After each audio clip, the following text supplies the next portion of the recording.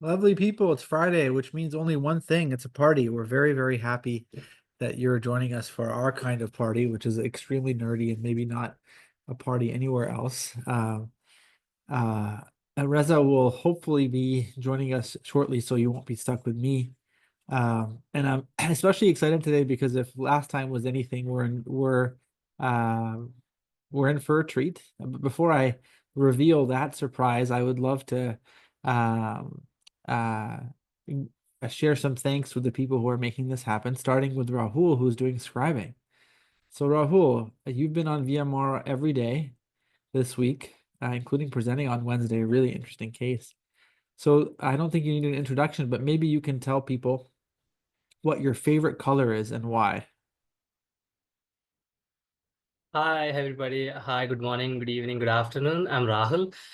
I would say navy blue again. My Ooh. favorite one is navy blue, and I don't know why. I love it. Mm. And it went to such an extent that Yeah, we renovated our house yeah, and in the first floor. And I in my room, I personally, recommend my father to, yeah. to do the blue coat, the Oh, sky blue wow. one and different shades of blue. That's And yeah, I really love navy blue and all shades of blue, but navy blue is my favorite one. I don't know why. That's so cool. You know what's really funny? We're watching a show, and feel free to judge me for it. I don't care. Called The Gilded Age. I do care. That's why it's a really, really nice show about the Gilded Age. And my wife likes to comment on people's dresses, and she's like, "Oh, look, that's a nice dress. Oh, that's not so pretty. That's a nice dress." And then I realized ultimately all that she is doing is saying when it's navy blue that it's nice, and when it's not navy blue, it's not nice. And I pointed that out to her, and we've been on a roll since then, Rahul. So I'm glad that you shared that with her. Her favorite color by far and away is navy blue. She just didn't know it till maybe 2 days ago. Which is, Oh, nice. which is It's like a really bias to the blue color. I don't know why. Yeah, but yeah, I don't know. Yeah. No, I'm glad you have that in common, but I'm glad you have more awareness into your color Even palette. if right now I'm wearing the blue Yeah, t-shirt. yeah, exactly. I love it. Ashara, what's your favorite color? My favorite color, it's purple, but it's not purple purple. It's like a pinkish purple, like Mm, go a little bit back see. from the actual I purple. love Yeah. it. I love it. You wouldn't be a clinical problem solvers academy member if you don't have two descriptors of your favorite color, not just blue or purple, but navy blue and pink and purple. I love it. I absolutely love it. Thank you, Khashar. Thank you for doing the teaching point today. I'd love to hand the mic to Lul. For those of you who don't know Lul, he was on a Friday RLR almost a month ago and presented an absolutely outstanding case. So we're very excited for you to join us again. I'll hand the mic to you to reintroduce yourself to those who don't know you and tell us a little bit about what your day has been like today. Hello everyone. My name is Lul. I am joining you guys today from Ethiopia, and I'm an internal medicine physician, a recently graduate one, and I'm so happy to be here. I look forward to presenting a case today. Oh, and how my day went. So Yeah, it's been good. It's been good. So I've been at work the whole day. yeah. So and been traveling for a bit. Uh, I guess it's been good. I'm really curious. Did you find yourself at any point at work, though it may never be really appropriate given our line of work, but sometimes it happens. Did you ever find yourself at work laughing today? I I'm sure I did. I Yeah, just don't well, remember. take us to a moment. Take us to a moment. Why? How was Lowell laughing at work? Uh, well, one of the physicians I work with, he has this kind of good sense of humor, sort of an underrated one. So I think we were having a conversation, and kind of that's what made the situation funny. It was him. Yeah, while around people that you're around. I absolutely love that. My office mate makes me laugh like every 5 minutes or so. It's just unbelievable. Some people just have such a natural gift at seeing the levity of life. So I'm glad you're around that. I share that too. Amazing. Well, very, very excited for your case today. I think we can jump in, and if Prof. Rez makes it, I will catch him up to speed. So Rahul, feel free to share your screen, and Lul, we're ready for the first aliquot.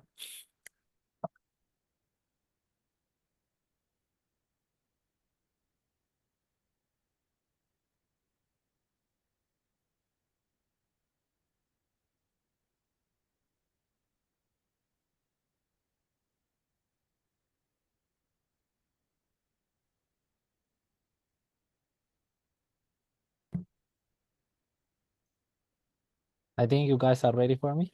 Yes, let's do it. Okay, so the patient today is a 32-year-old male patient who presented to our emergency room with chief complaint of fever and weight loss of 2 months duration. Mm. I think I will also give you the history.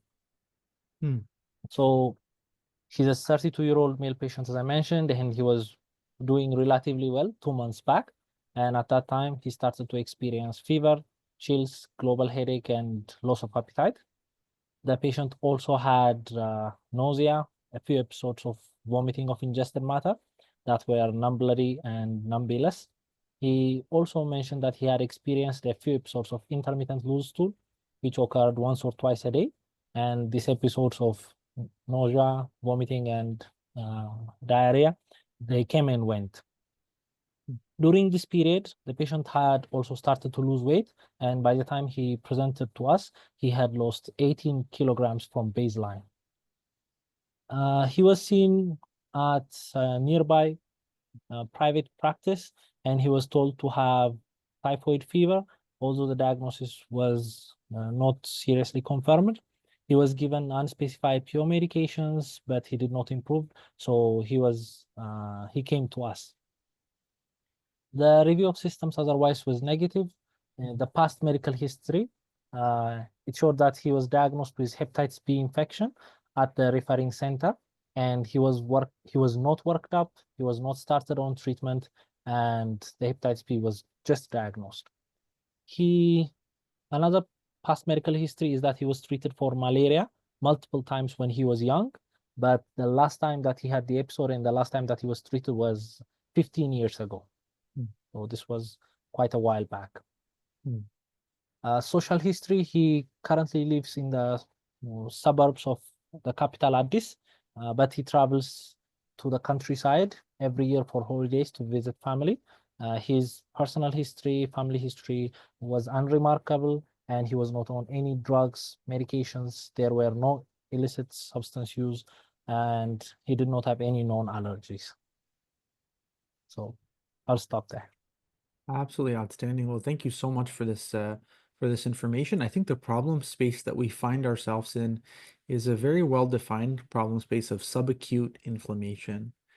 And I think if you're trying to get to the bottom of subacute inflammation before you start to think of what the solution might be, you really have to have 4 pieces of really crystal clear data.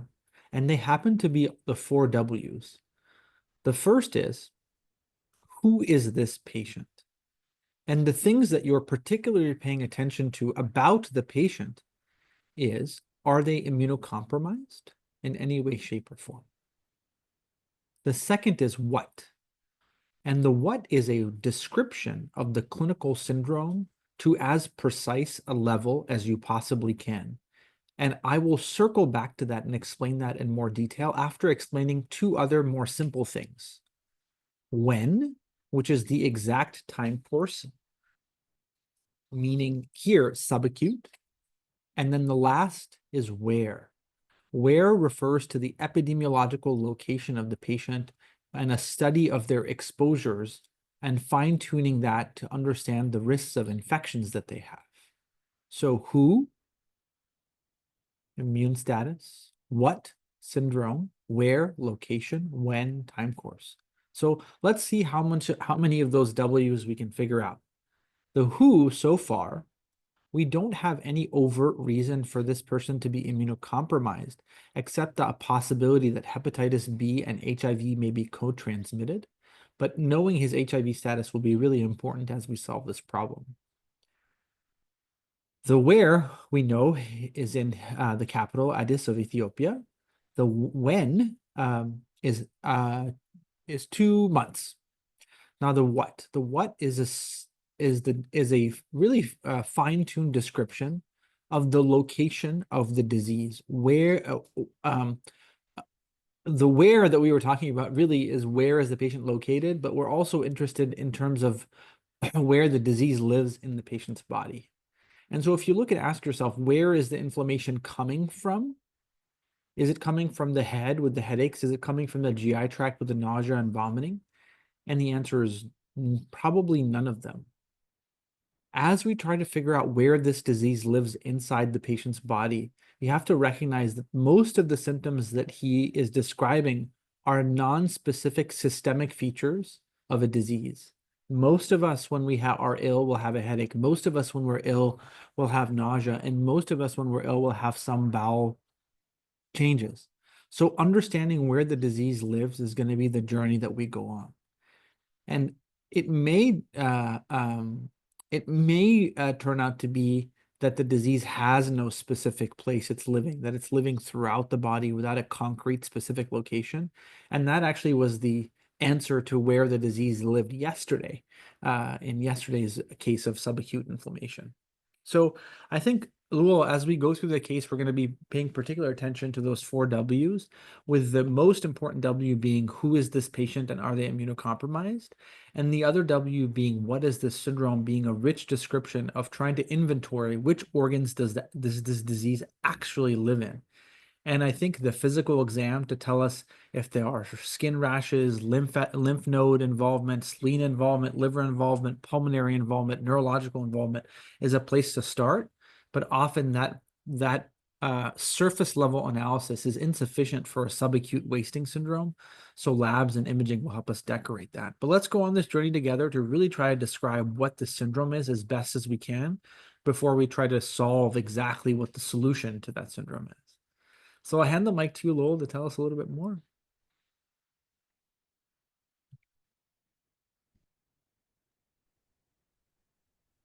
All right, Rabih. So I'll give you the physical exam next. So when we saw the patient looked acutely sick. His vital signs, blood pressure was 78/45, and pulse rate was 115 to 130, and respiratory rate was 20, temperature was 38.7, and his saturation was 94% on room air. And he was given a bolus of fluids, and the BP improved. Blood pressure became 100/65, but the tachycardia and the temperature still stayed the same. The patient on HENT exam had a pale conjunctiva, but besides that, there was no lymphadenopathies. The chest had good air entry and it was clear. The neck veins were not distended, and the precordial exam was normal. On abdominal exam, there was an enlarged liver, which was palpable about 3 centimeters below the right costal margin. The spleen was also palpable about 6 centimeters below the left costal margin along its line of growth. The genitourinary exam was normal, but the musculoskeletal system exam had trace bilateral pedal edema. The joint exam was normal, as was the integumentary system and the neurology exam. So I'll stop there. Such an outstanding example, and I think you're showing us that, you know, even patients with subacute diseases can be pretty significantly compromised in terms of their hemodynamics. And the beauty of that compromise is trying to understand the nature of it, and the fact that it's fluid responsive really argues against an ongoing rapid worsening of the syndrome, but rather the very common reality that somebody who's lost 18 kilograms of weight probably means that they're not hydrating sufficiently. And so a component of his tachycardia and his hypotension is fluid deficiency, but the fact that he has an ongoing tachycardia after fluid resuscitation should prompt us to worry quite a bit as to something that we haven't quite yet addressed. And I think if we put that to a side and say, well, what can we get out of the physical exam? I think we can glean the very high degree of confidence that the patient is anemic. And the problem with anemia is its lack of specificity, because anemia of chronic inflammation is very, very probable here. But the question will be, is it just anemia, or are there other cytopenias that can help us solve this problem? And I think the probability of other cytopenias is decently high in this patient because his liver and his spleen are big. And oftentimes, this signature is actually evocative of a very specific location called reticuloendothelial disease. This localization, this apparent localization, reflects a process involving the hematological system, because the spleen and the liver are common places for extramedullary hematopoiesis. So if you were to ask yourself, what progress have you made with Lowell's exam? You've really increased the probability that you're dealing with the what being a reticuloendothelial disease. And I think the open and really key question so far is there any other organ involvement that you've been able to figure out? And the answer to that is maybe. We have the trace bilateral pitting edema, and the question is, does that mean anything in this case? And I think that when people are this sick and often have lost this much weight, a little bit of edema is not something that would really surprise me. So I don't think I would be paying too much attention to that. The thing that I am watching closely, though, is the oxygen saturation. Now, the oxygen saturation may imply cardiopulmonary involvement, but we have to counter that with the fact that the cardiopulmonary exam is normal. So could this O2 sat have been an incorrect O2 sat because the patient was hypotensive and the pulse ox was incorrect? Or is this a clue that the patient has exam negative cardiopulmonary disease? So I'd be trying to figure that out in real life is, do I need to chase the lungs to understand this better or not? And so I don't think that, I think that it would be a little bit of a debate whether or not to start empiric antibiotics for a patient like this, because clearly he's still tachycardic and still sick. But I think some people may wait, some other people may not. I think the most important thing now is to try to see how can you make progress on this syndrome by understanding if there's other organ involvement that you may only pick up on labs, such as kidney involvement, and try to see what kind of cytopenias, what kind of CBC abnormalities decorate the reticuloendothelial system. Because how the reticuloendothelial system responds and what kinds of cell counts it produces gives us a big, big clue. So as an example, if Lowell tells us that there are a lot of blasts on the smear, that makes us a significant progress. If he tells us there are a lot of basophils, or there's a hemolytic anemia, or there's pancytopenia, those will help us make tremendous progress. So I think the progress that we've made now is to say this is a subacute syndrome in immune status is unknown. Where is in Ethiopia, outside the capital, and the syndrome seems to be a subacute reticuloendothelial disease with possible cardiopulmonary involvement. And so the next phase, I think, is to really understand primarily the CBC to help us really frame this reticuloendothelial system, but also be open to two other things that will help us make a lot of progress. Is there kidney involvement? And what pattern of liver enzymes are present to help merge with the hepatomegaly? And that all, I think, will help us make tremendous progress next. In terms of right now with this patient, I think probably 70% of people would put him on broad spectrum antibacterial antibiotics given how sick he is. And 30% of people might say he's been sick for 2 months. Let's just wait and see what to do. But I do think fluids are definitely in order. All right, my friend, Mike, back to you. What do you have next for us?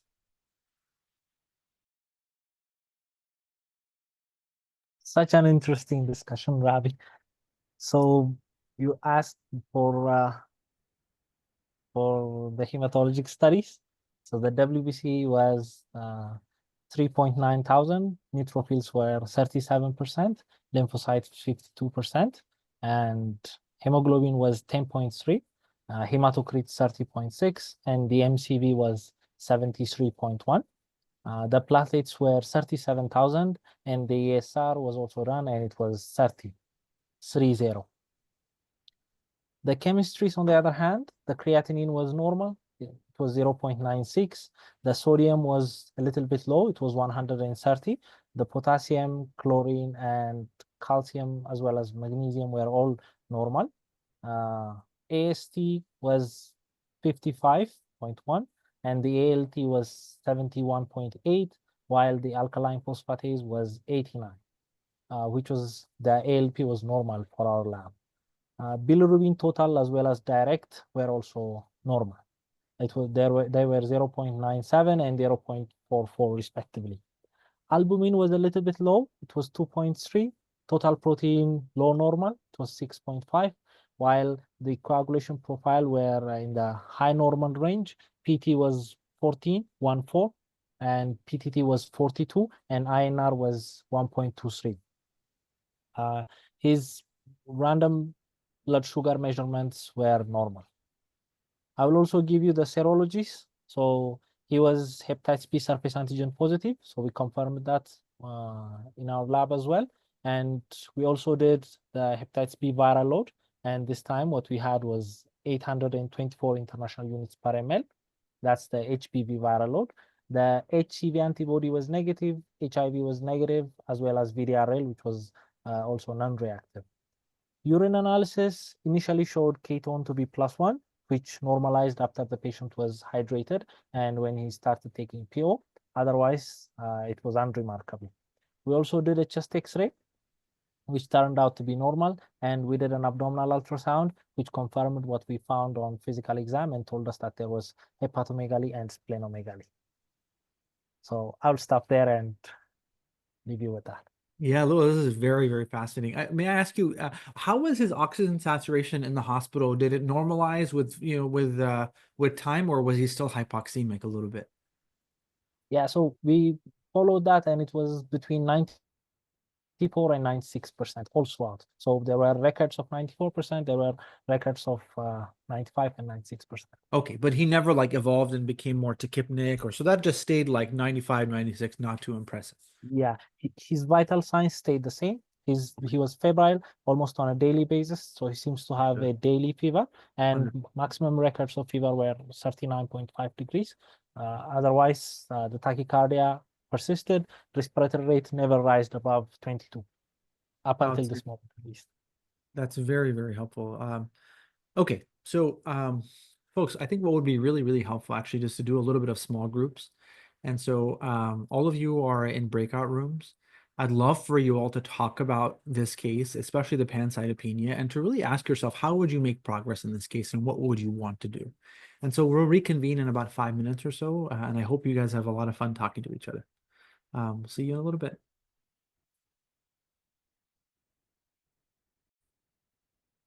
All right, lovely people, welcome back.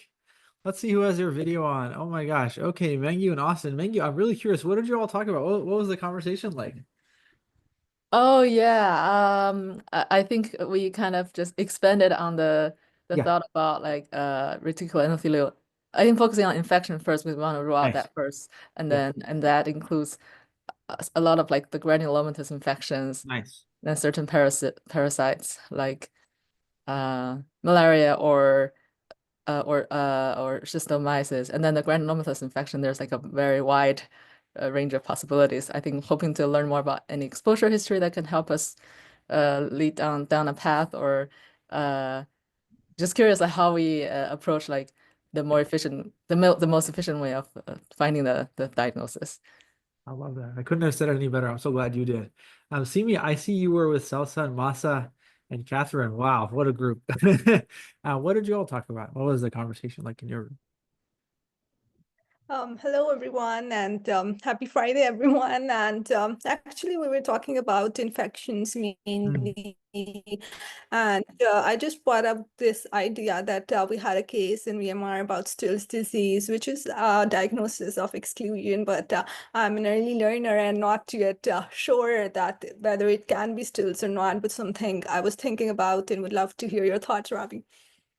You've been enamored by Still's disease, which means that you are a mega nerd. I love it.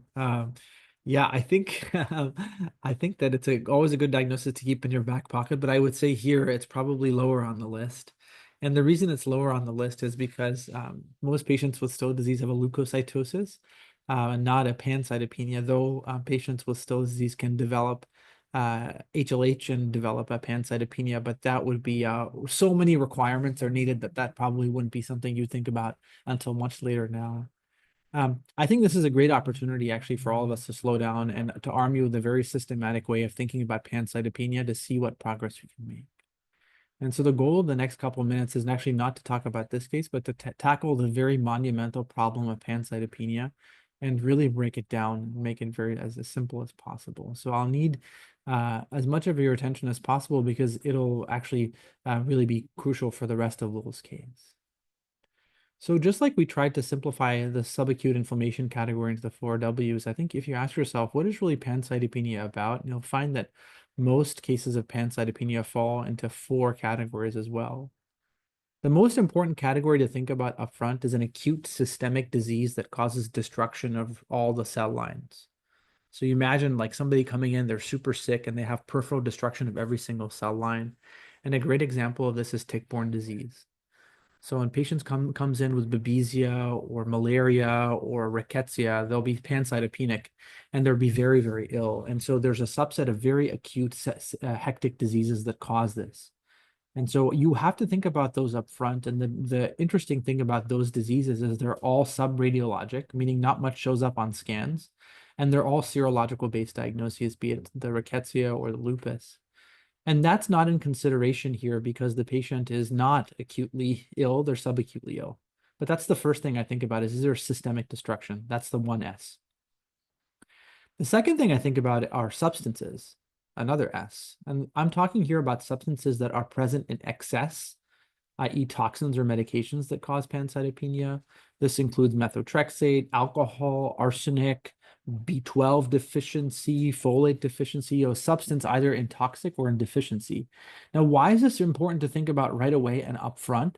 It's because the answer is in your fingertips, either on the medication list or with a very simple lab test where you ask either the patient if they're exposed to a medication or toxin, or ask the lab if the patient is nutritionally deficient in something. And so when I think about pancytopenia, my first 2 thoughts are, is there a hectic, systemic, devastating disease? And if I don't give doxy or if I don't immunosuppress the patient with lupus, they're going to have serious consequences on the order of hours or days from now. And the second thing I think about are substances because they're should be very easy to diagnose, a simple lab test or looking at the medication or toxin exposure. So those are the 2 S's that occupy my bandwidth initially, substances or acute hectic systemic diseases.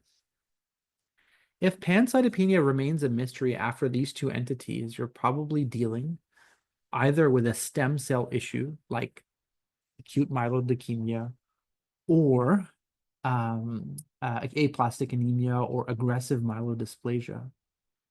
But the thing that you do not want to miss out on is a space-occupying disease in the bone marrow. And what are we talking about here? We're talking about not primary bone marrow failure from a stem cell issue, but invasion of the bone marrow by something from the outside. And that thing from the outside could be metastatic cancer, like prostate cancer, or lymphoma invading the bone marrow. Or as Mengyu said, it could be invasion by granulomatous process. So here's a visual. You can find this visual and a video narrating it on RLR CP solvers. Here it is. I'll let you look at it for a moment, and then I'll kind of narrate it and tell you where I think the lesion is here. So the terms to help you understand this are center of gravity is meant to say where does the disease live. So if we start together on the left, the arc is meant to say you start on the left and end on the right. Always, always, always, always. Does this patient have a hectic, acute systemic disease? No. This patient has a subacute disease process. So this is not a tick-borne illness. This is not lupus. This is not CLL with autoimmune cytopenias. The next question is there is a substance involved. And if you look at the criteria for a substance, the center of gravity of the case should be the cytopenias or the marrow. In B12 deficiency, you don't have a fever and you're not critically ill. You just have cytopenias. And all your imaging should be negative. Here, the center of gravity is not the marrow and the imaging is positive. There's a big liver and a big spleen. So we know immediately that we're in a space occupying or a stem cell process, and the bone marrow biopsy up top is going to be the key test. Now, which one of the 2 are we dealing with? Are we dealing with a stem cell issue like leukemia, or are we dealing with a space occupying issue? And you can see what the center of gravity in the imaging suggest. The imaging here is positive, and the center of gravity is diffuse. The patient has a hectic systemic syndrome. And so the probability here of the pancytopenia being a space-occupying process is through the roof, which means that ultimately for most of these cases, tissue is the issue. You need to be able to get a biopsy to understand what is infiltrating the marrow. But just because tissue is the issue most of the time doesn't mean it's the case every time. And the only way you can diagnose this case without any specific tissue is to find an organism that you assume is causing granulomatous invasion of the bone marrow. And so what are the 4 organisms that are notorious for causing bone marrow invasion in the form of presumed granulomatous invasion? Mycobacteria, tuberculous or non-tuberculous, Bartonella, histoplasmosis, and leishmaniasis. So my focus will be really hurtling towards those organisms. A subset of those organisms are easier to diagnose than others. So if you ask yourself, which of those are easier to diagnose microbiologically and serologically, the answer is histoplasmosis and non-tuberculous mycobacteria, because AFB blood cultures for non-tuberculous mycobacteria and histoplasma, urine antigen, and serum antigen and antibody have fairly good characteristics. Leishmaniasis, tuberculosis, and Bartonella are much more difficult to diagnose non-invasively.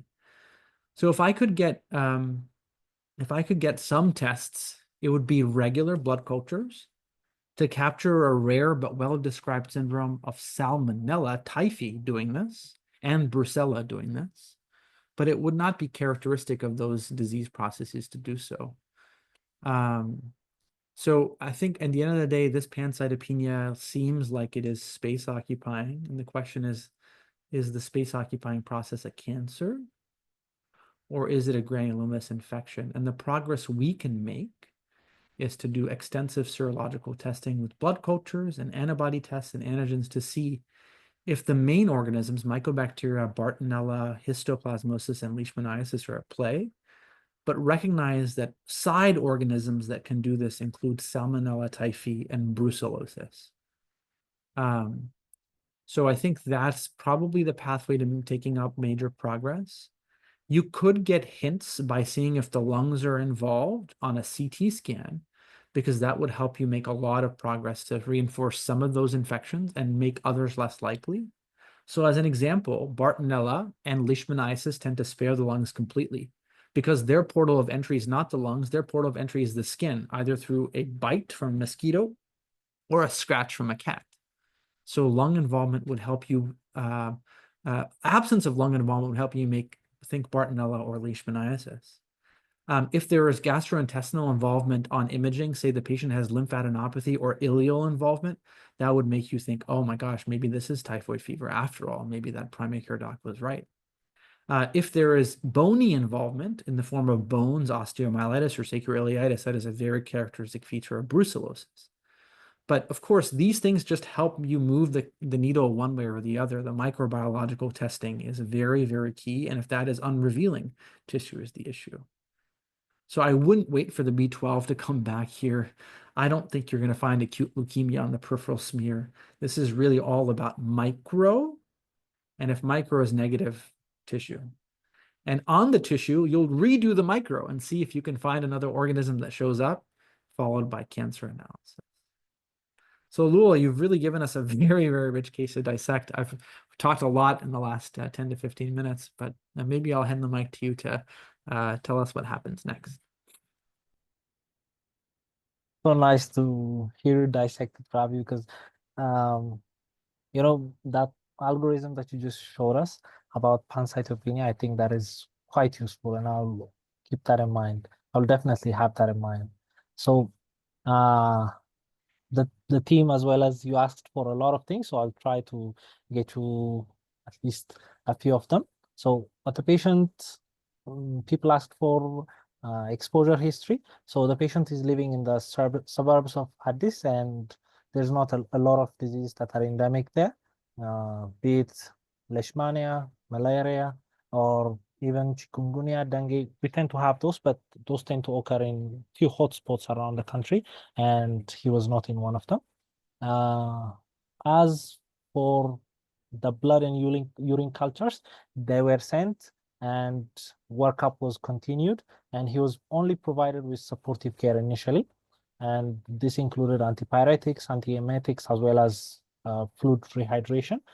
But despite this, the patient continued to have episodes of fever and other constitutional symptoms. We initially were in the 30% that Rabih described. We didn't start them on antibiotics, but later on, decision was made to start them on broad-spec antibiotics, and he was given vancomycin and ceftazidime. Later on, the blood cultures arrived, and the blood cultures did not show us any growths. Urine cultures were also done. They did not show any growths. The thick and thin smears were done for hemoparasites, and they were negative. The ANA was done. It was non-reactive, and LDH levels were high. It was 1012. The uric acid was low. It was 0.2, and we decided to image him, but the decision to image him was done on the abdomen. This is because the chest X-ray was negative and the physical exam and none of them revealed any findings. Rather, because of the nausea and vomiting, abdominal CT was done, and that showed only hepatosplenomegaly. Otherwise, the entire abdominal CT was normal.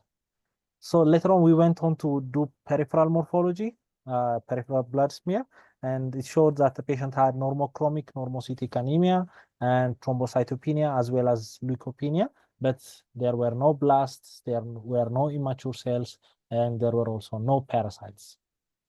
So we also did a bone marrow aspiration, and this time what we had was only that the patient had slight erythroid preponderance, and there was trilineage hematopoiesis, and it was otherwise not out of the ordinary. There were no blasts, there were no immature cells, and no parasites were seen. Unfortunately, I cannot give you more labs or immunology, serologies for some of the infections that you talked about, because the one thing that we seriously lack throughout the country, I would say, is infectious serologies.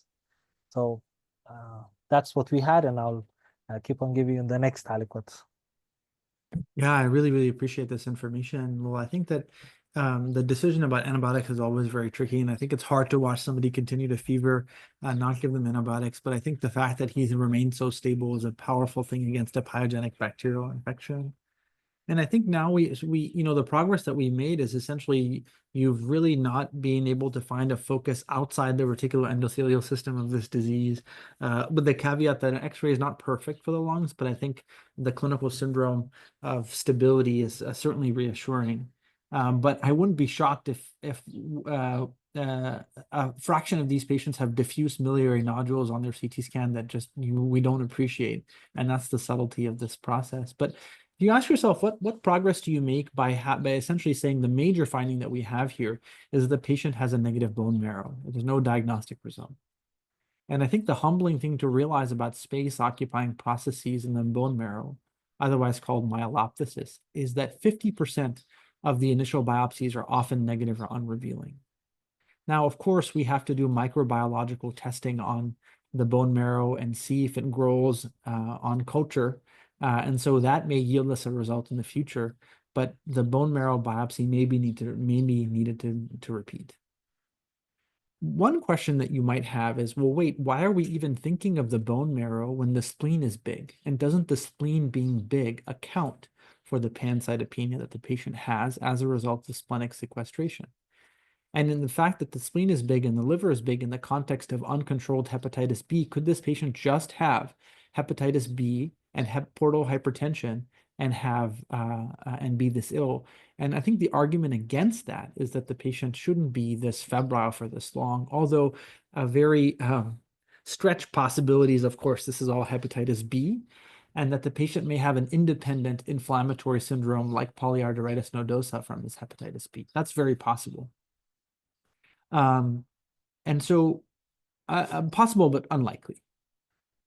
So where does this disease live? Does it live in the spleen and the bone marrow is negative, or is the bone marrow biopsy falsely negative? And so here's the tension. The tension is that if a patient has an actual bone marrow process that the biopsy did not capture, the spleen is big as a result of a very common phenomenon when the bone marrow is invaded, which is the patient has extramedullary hematopoiesis, and the liver and the spleen enlarge because the bone marrow is no longer able to keep up with hematopoiesis. And that's one line of possibility. The other line of possibility is the patient just has disease in the liver and the spleen, and the liver and the spleen is in particular is consuming all the cells, and the bone marrow is actually quiet and fundamentally negative. And I think that's the tension in this case. There are some infections, namely leishmaniasis, that have a strong tropism towards the spleen, and biopsying the spleen is the diagnostic test of choice in many, many circumstances, which may make many of us quiver because the spleen is such a vascular organ. So I think we're at a tension here where we know, I think, that tissue is going to be the issue, and the question is which one. If it turns out the bone marrow was the right answer, then the reason for the splenomegaly is likely extramedullary hematopoiesis. If the spleen turns out to be the right biopsy result, then the answer for the bone marrow is actually it was probably maybe not involved, and maybe the splenomegaly accounts for all the cytopenias.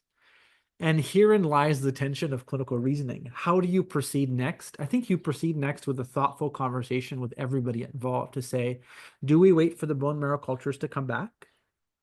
Do we re-biopsy the bone marrow? Or do we go after the spleen? And I will tell you, in the United States, people are so fearful of biopsying the spleen that a repeat bone marrow biopsy is likely the path. But I've learned in Brazil, there are some places that are so good at spleen biopsies because that's the most efficient way to diagnose leishmaniasis, that they actually go after the spleen. So this probably depends a lot on who is going to be doing this procedure. So I'm really curious, Lowell, how are you all thinking of this, and how did you decide what to do next?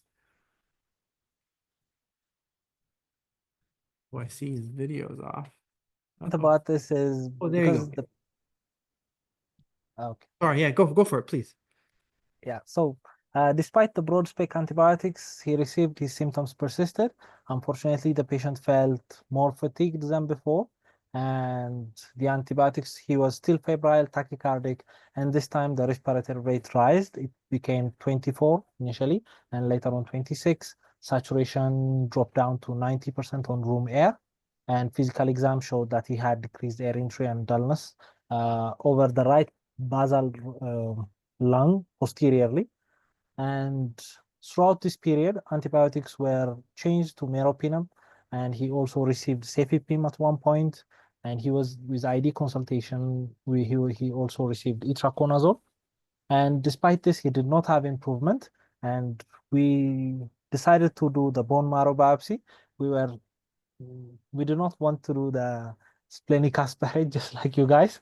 We see a lot of leishmaniasis where we practice, but we tend to do that, and we tend to diagnose them. The yield of bone marrow biopsy is very high, and we also have antibody testing for it. So Nice. we said, let's do the bone marrow biopsy, and decision was made to also treat him for brucellosis empirically while we waited for the bone marrow biopsy. And I'll give you some of the other investigations that we did, and repeat blood and urine cultures were done, and they were negative. Leishmania antibody was done, and it was again negative, and this was the RK39. Chest X-ray this time showed blunted right costophrenic angles, and this was ascribed to pleural effusion. Abdominal ultrasound was repeated, and this time there was minimal ascites with small pleural effusion on both sides. Initially on the right, but it was deemed too small to tap or to tap and analyze. We also did a chest CT, and what we saw was that there are bilateral basal lung consolidative and ground glass opacities, predominantly on the left side. There were scattered peripheral smooth interlobular septal thickenings. There was minimal pleural effusion, measured about 2 centimeters bilaterally. We found small isolated left axillary node with central platyhylum. There was enlarged liver and spleen with ascites in the visualized parts of the abdomen. Otherwise, there was no significantly enlarged hilar, mediastinal, or axillary lymph nodes. Pleural thickening or enhancement was not seen, and all the findings were the impression of the radiologist was that they were suggestive of pulmonary edema with minimal pleural effusion and adjacent atelectasis. So with the hepatosplenomegaly as well. I will also give you the bone marrow biopsy. So we found it took us a while to actually get it done, but when it did finally arrive, we saw that it was hypercellular for the patient's age. It was about 90% cellular, and there was erythroid hyperplasia. There are interstitial infiltrates of mononuclear cells, which evoked suspicion of lymphoid neoplasm. So it was suggested that immunohistochemistry be done. And so we did the immunohistochemistry, and it showed that there were CD43 positive erythroid lineage cells with normoblastic to megaloblastic maturation. Other markers were negative, and all the findings were consistent with erythroid hyperplasia. Again, the infiltrates being only CD43 positive, it was deemed that this was not telling. So that's where we were at, and on the next aliquot, I will reveal the final diagnosis. Oh my gosh, wow. I think this is absolutely fascinating. The first piece of data, just to talk really quickly, is to say, what is the value of the chest CT? And I think that it actually a little bit distracting, because you can come to the conclusion that maybe that now there's pulmonary involvement of this disease, but I don't think that's the case, because the CT is so characteristic of fluid overload rather than anything else. So I think that the pulmonary findings are not really signifying the underlying disease process. They're just merely a consequence of the patient's illness and sickness, just like the peripheral edema. So I'm not making too much of them. I think it is really, really interesting to say the patient's pancytopenic and they have a hypercellular bone marrow. And so I think that if you go back to that original hypothesis of marrow and spleen, which one is the culprit for the cytopenias, I think that it becomes a little bit more likely that the spleen is now the culprit for this disease process rather than the bone marrow itself. And so even though the bone marrow is chewing out a lot of extra cells, they're still being consumed in the spleen. And so I think I suspect that either the biopsy of the liver or the spleen is going to be telling unless a piece of microbiology grows. And I think the question is, what progress can we make by the fact that this disease is really restricted to the spleen and it's not going not going anywhere else? And of course, when you find that a disease is restricted to the spleen, you might worry about lymphomas that have a profound tropism for the spleen, and there are some. Splenic marginal zone lymphoma, which has an association with hepatitis viruses, is a characteristic lymphoma that does that, as does hairy cell leukemia and a few other ones. So at this point, when you're not getting any microbiological confirmation from anywhere, and your patient continues to get sick, you might wonder, wait, hold on, is this a primary splenic lymphoma like the ones I just mentioned? But I think that the granulomatous infections that we also mentioned can have a profound tropism for the spleen and just involve the spleen alone. And so that list is really identical, includes tuberculosis, includes histoplasmosis, includes leishmaniasis. And so I think the question that we would face is, leishmaniasis is fairly less likely with negative antibody testing, but could this be isolated hepatosplenic tuberculosis? Could this be isolated hepatosplenic brucellosis or histoplasmosis, or is this a primary splenic lymphoma? But I think fundamentally now, you ask yourself, how do I really get to the bottom of this case? And I think it's getting closer and closer and closer to doing the very scary thing of sampling the spleen. That's where I'm at, but you guys are living in the heat of the moment, Lowell. So how did you decide to proceed, and what did you get? Okay, so we were thinking infections, just like you guys. So we thought brucella, we thought possibility of fungal infections, as well as tuberculosis, which is very, very common where we practice. Ethiopia has one of the highest tuberculosis burden all over the world. And we also thought that this could be a lymphoproliferative disorder of one sort or another, but that became very unlikely once we saw that the bone marrow biopsy was negative. We thought about specific lymphomas isolated to the spleen, but that was the only thing that was left. The imaging findings were considered to be atypical for tuberculosis, and a patient being okay for about 2 months, him having this kind of stable course, we thought was unlikely for tuberculosis, and the lack of involvement of any other organs was considered also not characteristic for TB.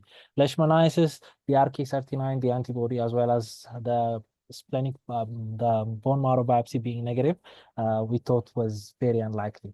So which is why we kind of felt like we hit a dead end, and we thought, which is at which point we did the ferritin level, and ferritin level was found to be very high. It was above 2000, and the triglycerides were found to be also elevated. They were about 640 milligrams per DL, and at this point, we thought that the the diagnosis of hemophagocytic lymphohistiocytosis was very high in this patient. So that's when we thought HLH, and we didn't think this could be ascribed to chronic HBV infection, because most of the reports that we had an active HBV infection, and this patient did not have that, with the liver enzymes being not that elevated, as well as the viral load being in the hundreds. So that was where we were at, and we were thinking more HLH, less splenic lymphomas.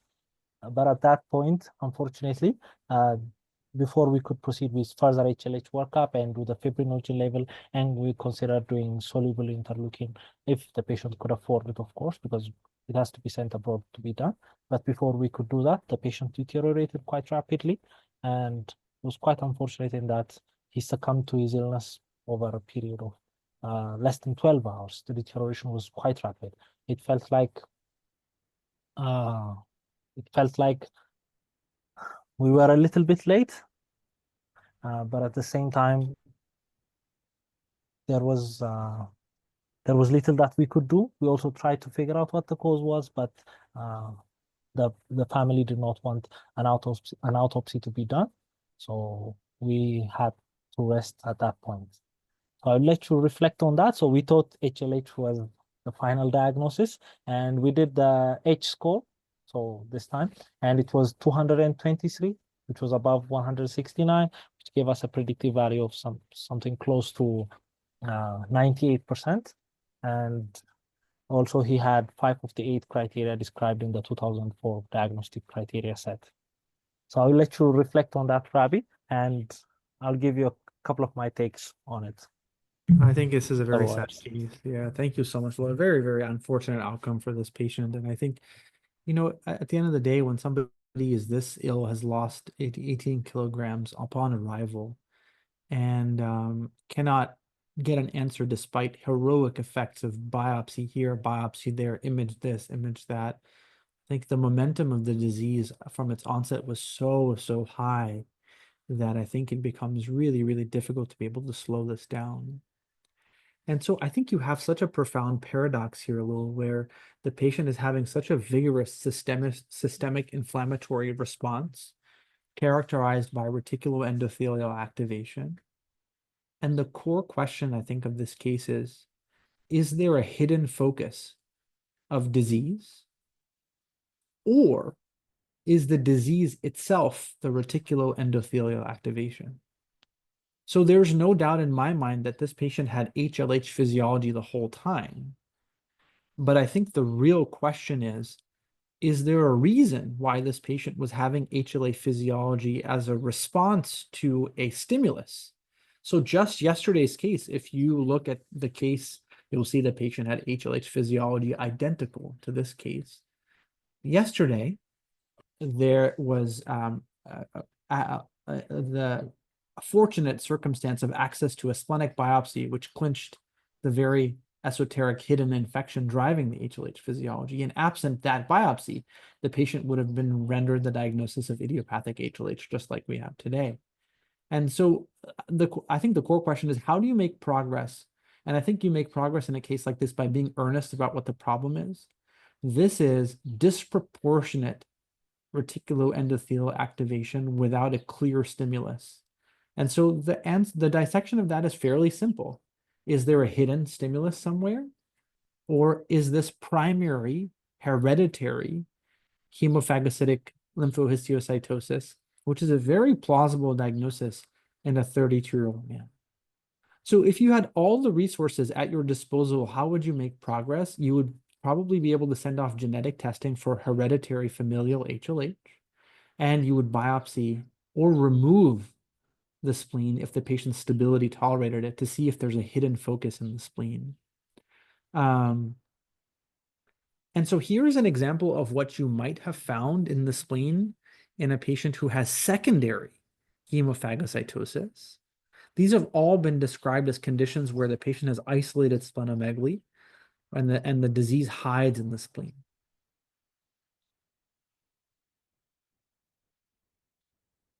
And all of these things were on your list, Lowell. You're thinking about brucella, TB, leishmaniasis. And so I think yeah, my reflections on this case are that it's a very, very rare condition to have such profound inflammation without a clear focus of why it's happening. And I think the question then becomes, is the inflammation the problem, or is there a hidden trigger? And I think that question, unfortunately, goes unanswered for the vast, vast, vast majority of people in this circumstance, no matter who you are or where you are. Very, very difficult. But I'd love to hear from you and how you're processing this unfortunate case, Lowell. Yeah, Ravi. So we were thinking about it a little bit like you just mentioned. We wanted to do a splenic biopsy initially. We wanted to do the bone marrow biopsy, and we were thinking about talking to the interventional radiology team, and we were thinking about doing it, or at least we could also possibly do a splenectomy and subject the whole thing to biopsy if the situation would not allow us to do a splenic biopsy.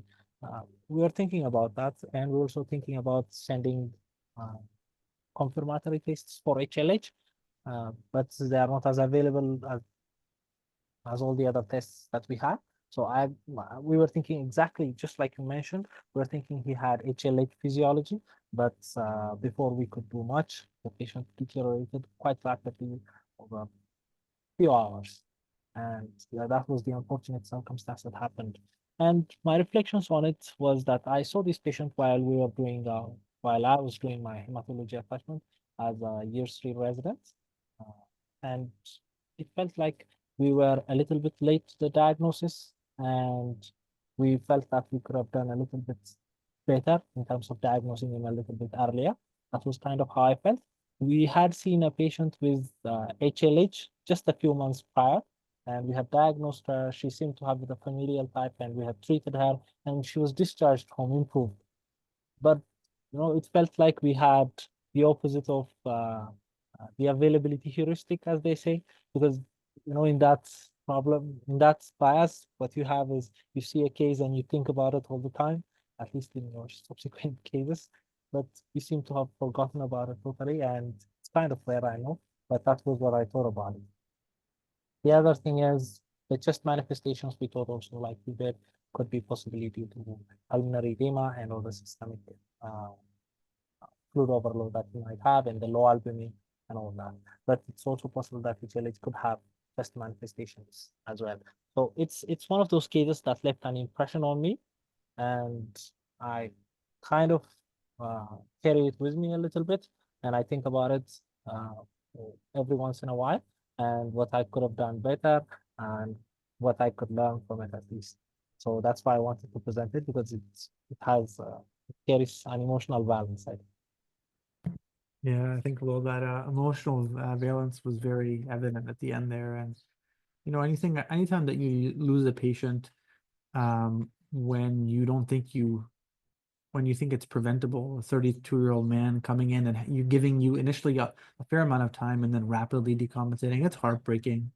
I don't think there's anything you could have done within your grasp that I think might have dramatically changed the outcome, because if you do give HLH treatment to a patient who has disseminated TB causing HLH, you're going to cause harm. And I think a part of your brain has to know that. And I think that makes it a very difficult situation to try to handle. So the only way you can really institute empiric therapy for HLH is if you're confident that the patient either has primary or cancer-related HLH. It's very difficult when you live in a place with high prevalence of TB to ever institute empiric HLH treatment without definitively excluding TB.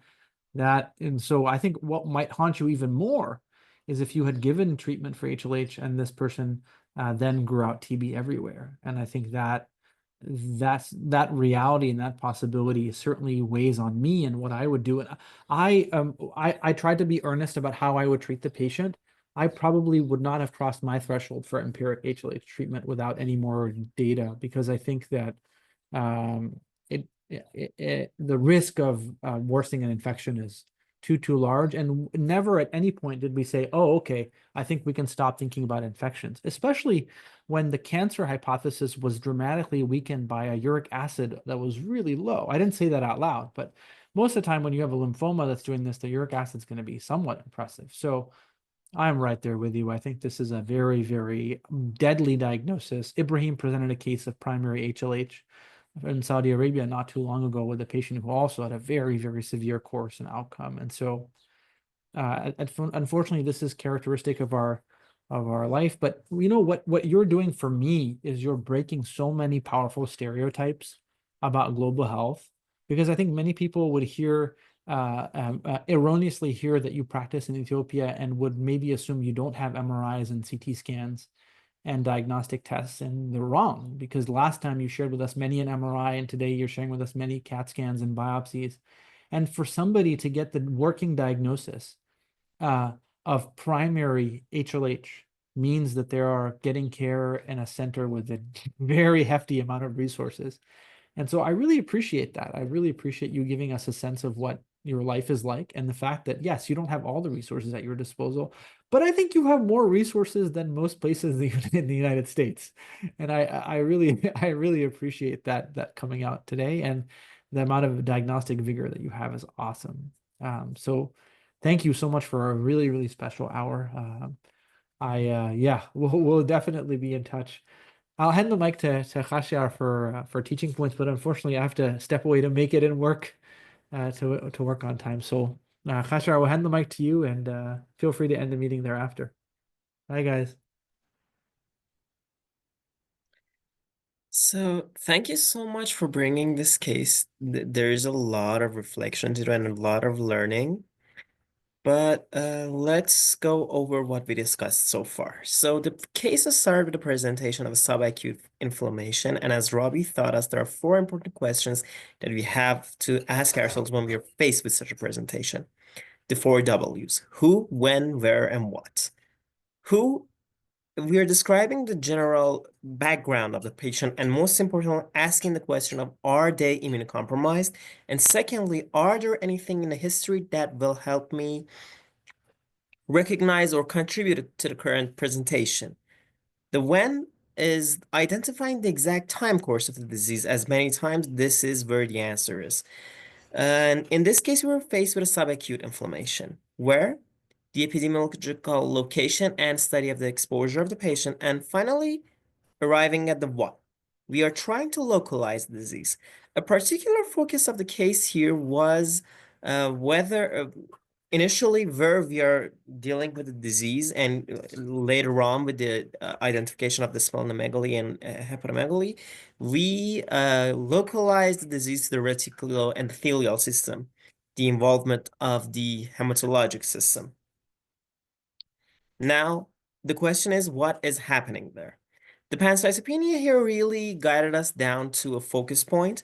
And when we're faced with pancytopenia, there are 3 things that we need to think about in terms of framing the disease. And there are 4 things that can give us an answer to that. First, we need to think about whether this is a peripheral destruction question, whether this is a problem of marrow failure, or whether this is a problem of infiltration of the marrow. The 4 S's give us an answer to that.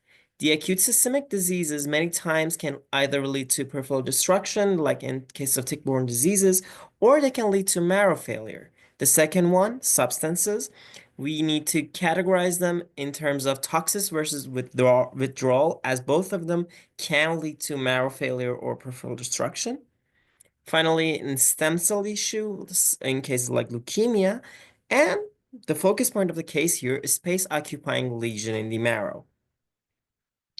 With the presence of a splenomegaly, there was a fundamental question to ask, and it was whether the focus of the disease should be in the marrow or the spleen. If we wanted to focus on the marrow, which was the more likely answer initially, our question was to ask whether this is an organism that is involving the marrow or something internal like leukemias, lymphomas, other things. And the answers to those are mycobacteria, Bartonella, brucellosis, Histoplasmosis, and Leishmania have tendencies to invade the marrow, and we need to work them up. But many times the tissue is going to be the final issue, and even then, 50% of the initial biopsies are negative, and we need to check for cultures of the marrow and evaluate the need for a secondary biopsy. But why is the spleen so large? Sometimes in cases of marrow failure, the spleen becomes a secondary point of hematopoiesis, and that leads to a spleen enlargement. But in a lot of cases, with the exact differential here, especially the leishmaniasis, this spleen sequestration can lead to splenomegaly, and we were not sure which one was happening here until the very last second. When the second biopsy came back, the hypocellular marrow initially surprised us because we were expecting the hypocellular marrow with the hypothesis of marrow failure, but hypercellular marrow can happen if the spleen was the focus of the disease. Again, the differential is pretty much the same in terms of infections. And finally, we arrived at the diagnosis of HLH by kind of ruling out everything else before arriving at it. And as Rabih discussed, this is a very important step to rule out everything else, because treatment of HLH in this case could cause harm if it was not HLH and was an infectious cause. Again, thank you so much for bringing this case. I learned so much, and there's so much to learn again on reflections on this case. And thank you, everyone. Have a great rest of your day. Goodbye.